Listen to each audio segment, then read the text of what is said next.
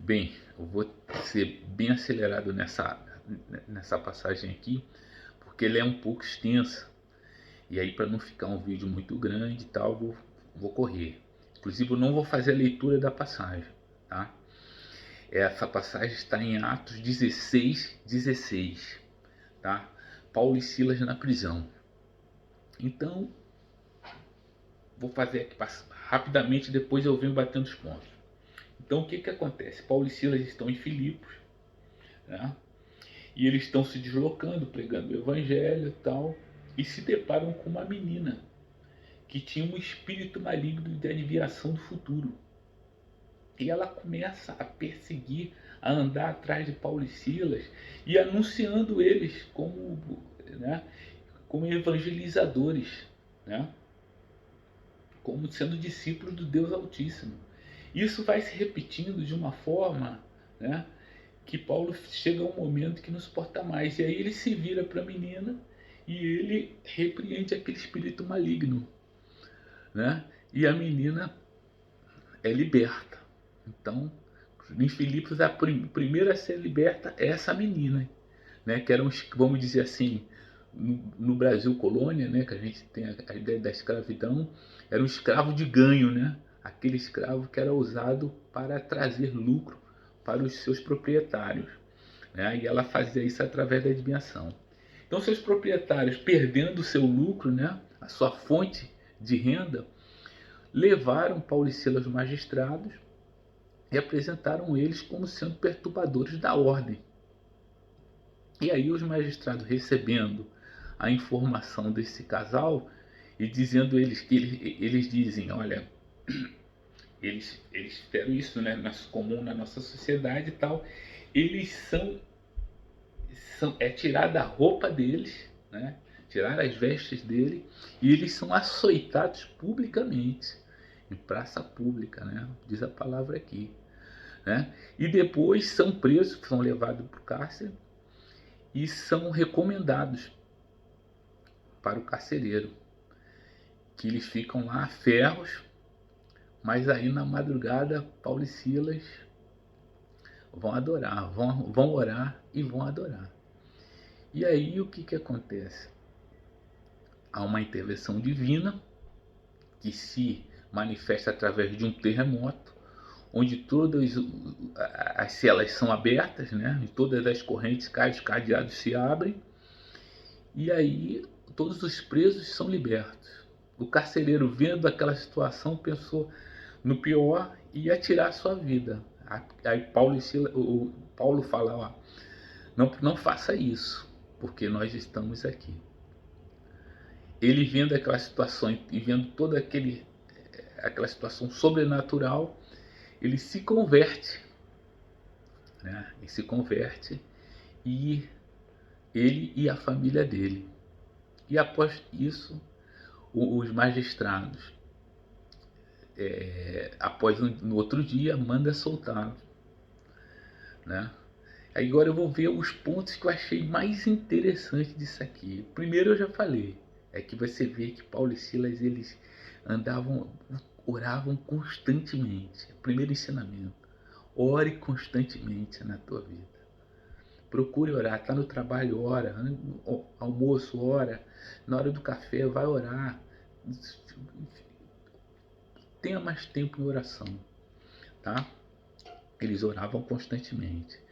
O segundo é que eles já chegam, né? E a primeira libertação é dessa menina. E olha o que acontece, eles chegam e já fazem uma libertação e já começam a fazer inimigos, né?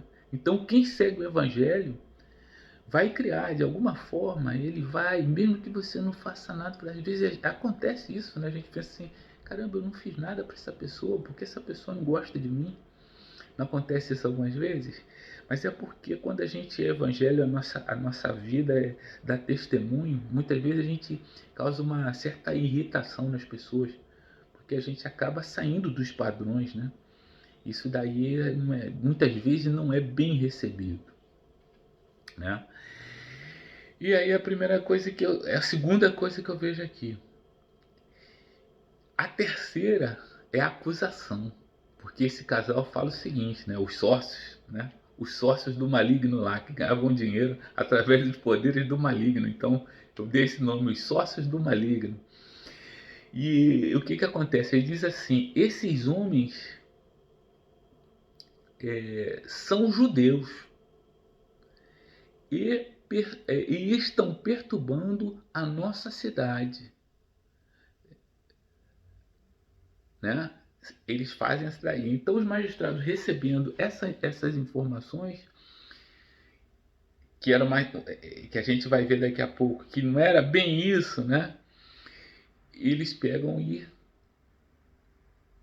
tomam uma decisão precipitada, que é de quê? De receber informação, então foi feito ali sumariamente um julgamento e uma condenação e uma execução. E aí eles são, né, são tiradas as vestes dele, quer dizer, uma vergonha, né? São envergonhados, são humilhados, são açoitados, né? E aí eu vejo outro ensinamento que é o que? Nós nos colocarmos, eu trago isso para mim, me colocar como juiz, porque ser juiz é uma grande responsabilidade. Para ser juiz e julgar, tem que reunir uma quantidade de informações, né? Como se chama lá, instruir os autos, né?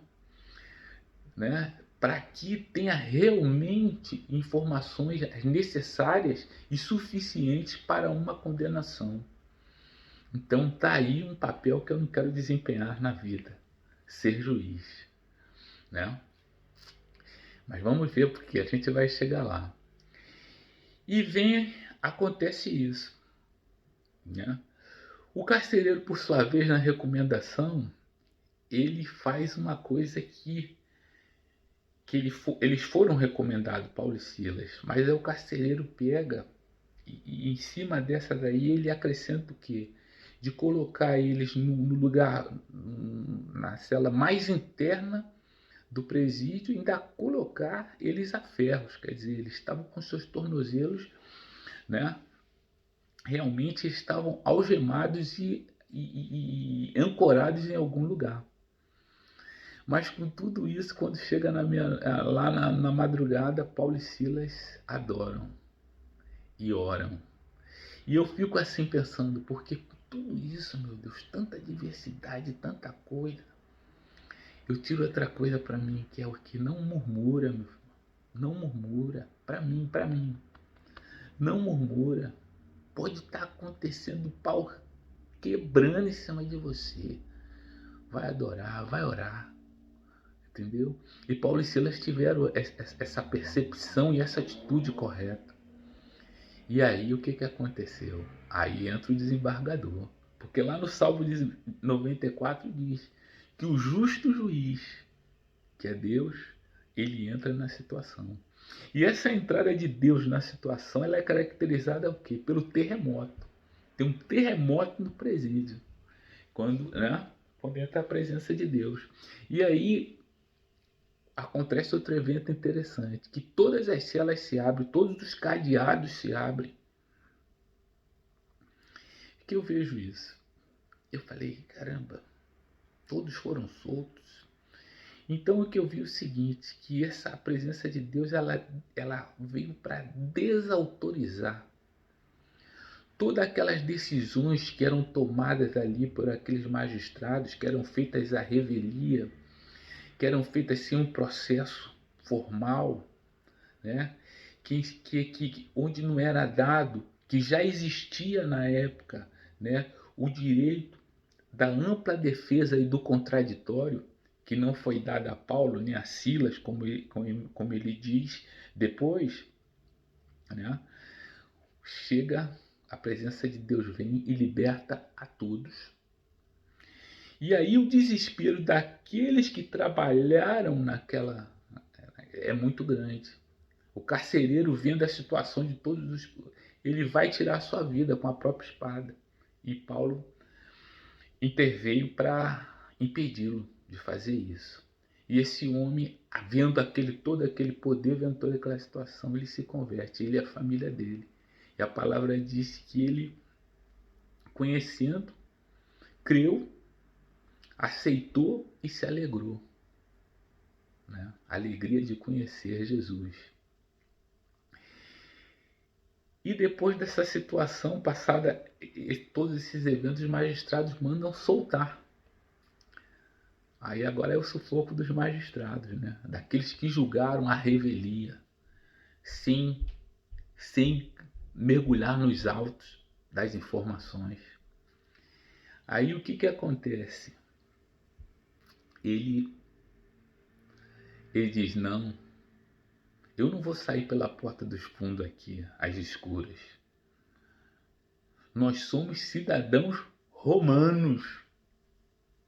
Nós somos cidadãos romanos. E se eles querem nos soltar, que venham eles nos soltar.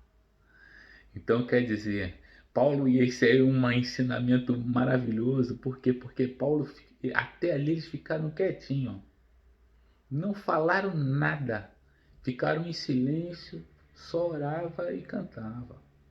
E deixando, agora depois que Deus entrou no negócio, agiu, aí Paulo abriu a boca, falou no momento.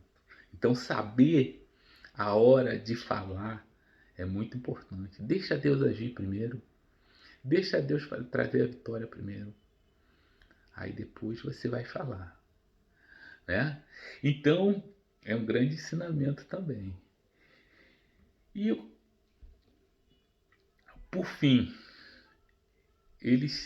os magistrados vão lá e passam por essa situação de ter que se desculpar formalmente a Paulo e Silas para eles serem soltos. Tá? Então esse daí para mim é uma passagem muito bonita, muito bacana, com muito conteúdo, que eu tentei trazer aqui os principais, assim, o que a minha sabedoria e o Espírito Santo me trouxe, né? Mas ela é uma passagem muito bonita, né? Eu sou apaixonado por essa passagem por vários motivos, entre elas ter o nome de dois irmãos meus, né? Paulo e Silas, que agora eu, assim, tenho na memória o meu irmão Silas, né? E direcionei todo esse meu amor à família dele e ao meu irmão Paulo e à família dele, né? Então eu queria deixar essa mensagem para essas duas famílias, né? Que são a minha família no todo, né? Mas as famílias dos meus dois irmãos, né? Para eles saberem assim também, né?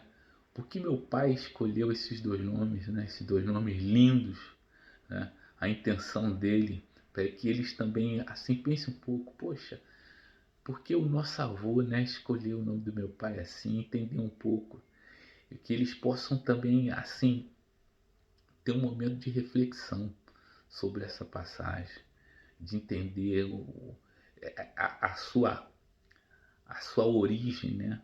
Isso é importante também, entender. Espero que eu tenha trazido alguma coisa para vocês, dividir esses meus pensamentos, essas minhas reflexões, tá? E que vocês tenham aí um restante, um domingo de paz, tá? Um beijo no coração de todos.